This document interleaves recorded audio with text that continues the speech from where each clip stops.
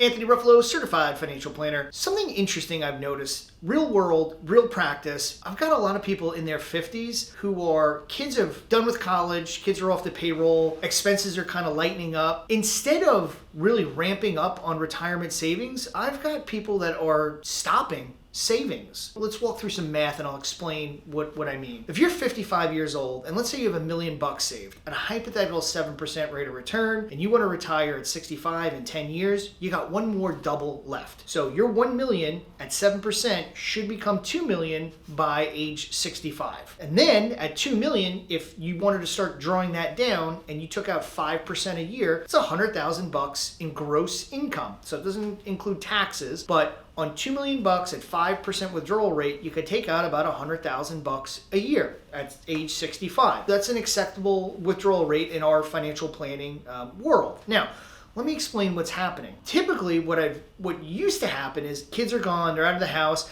and people in their 50s are like, hey, we're a little bit behind in retirement savings. Let's really start ramping up now. And let's just say you started to save $50,000 a year. So same example. You take your $1 million and now you're saving $50,000 a year to age 65. So 1 million, 7% rate of return, you're saving $50,000 a year. Now at age 65, instead of 2 million, you'd have roughly 2.6 million or 30% more in savings. Now at a 5% withdrawal rate on 2.6, that will net you $130,000 in gross income. Now again, these are all hypotheticals and I'm just trying to illustrate a framework. Here's the interesting thing that's been happening. My 55-year-olds, what they're saying is, you know what, Anthony, instead of saving that $50,000 for the next 10 years, we're gonna spend it. We're gonna enjoy. We've been paying for kids and doing all this stuff and we haven't been able to do what we wanted to do, but instead of ramping up on this retirement savings that we may never spend or use in the future anyway, we're gonna spend it, we're gonna enjoy ourselves now, and we're just gonna let our 1 million, hopefully, if we keep getting, a 7% rate of return, that 1 million should double.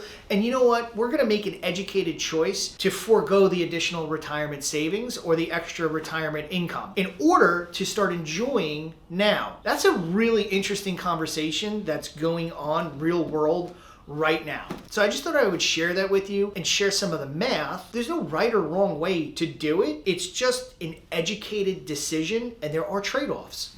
So if you're in that 50-ish, 55-ish range and you're thinking, what else is there to this life? Can I be enjoying myself? We're happy to run any of those calculations for you and help you work through what's appropriate for you.